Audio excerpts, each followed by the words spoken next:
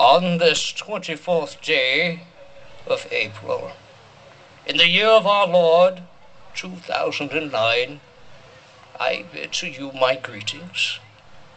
My name is George Washington. Some call me the father of this great nation, while others...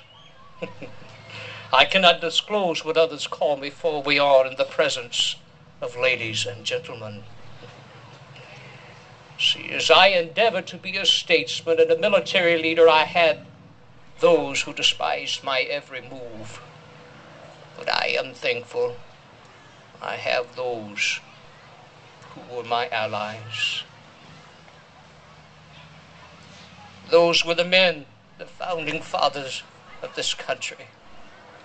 Those, the signers of this Declaration of Independence.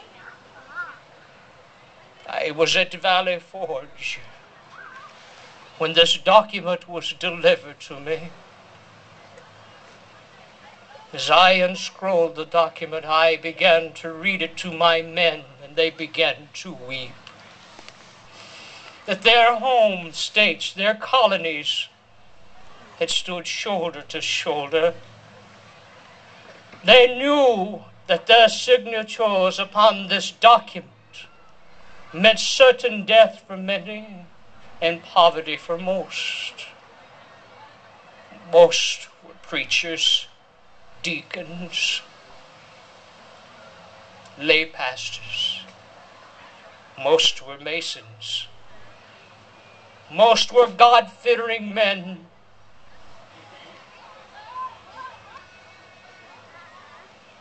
As I read this document to my men, my generals,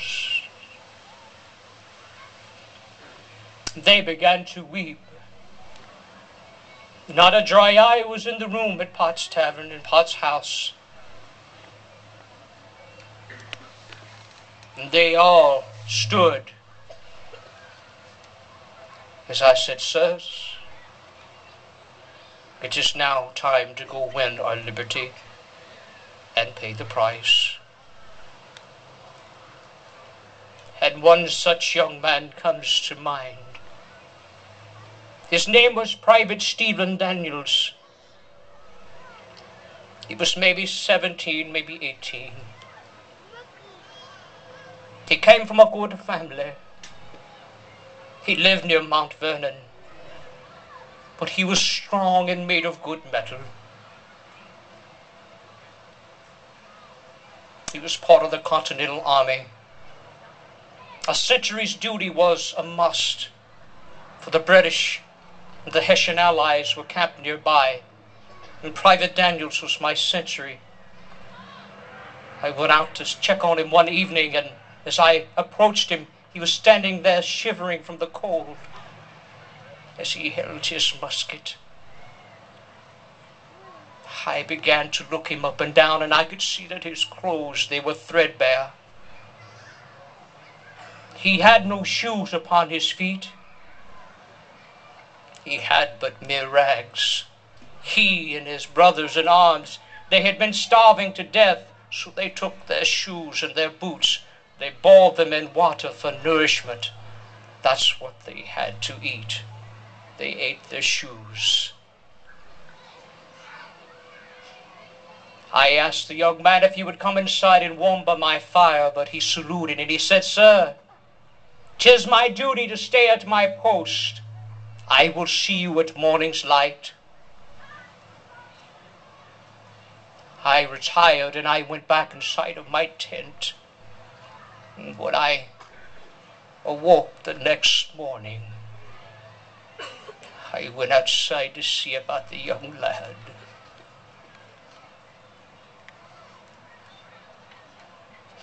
And that's when I found him frozen. He had frozen to death while still standing at his post.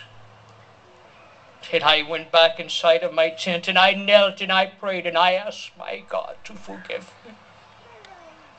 For the blood of this man was upon my hands, and I was a defeated general. The British had me beat. While I was sleeping, this man's life slipped away. And while you were sleeping, your liberties have been taken away.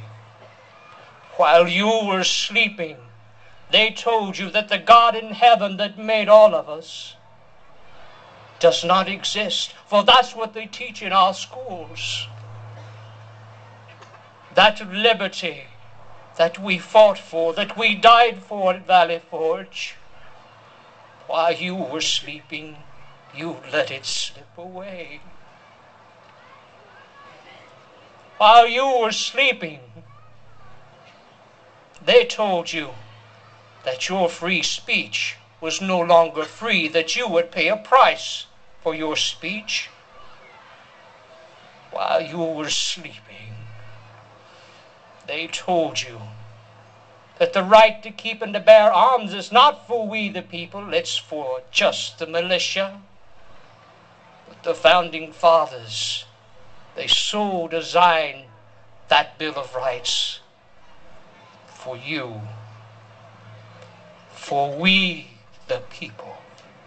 So when you read your Constitution, do not look at it as the government, as a government document. This is your document.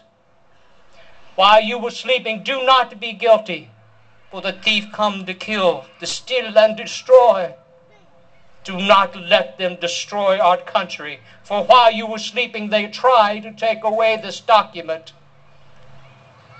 Your guarantees, your honors, your privileges,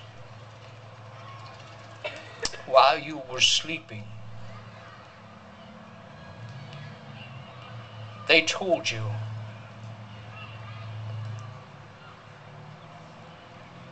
we're no longer a Christian nation.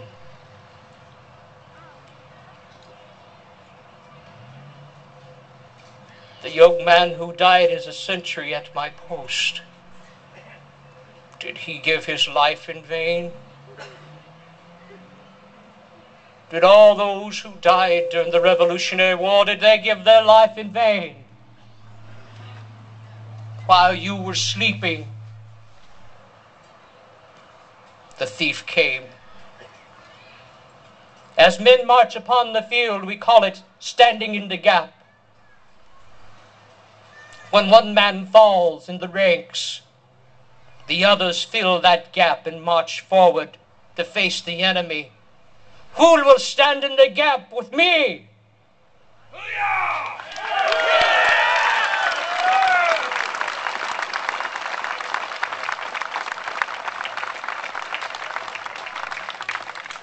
Around the camp we stop the watch fires to watch for the enemy. Who will keep the watch fires burning for the enemy? I will. And America has fallen to sleep.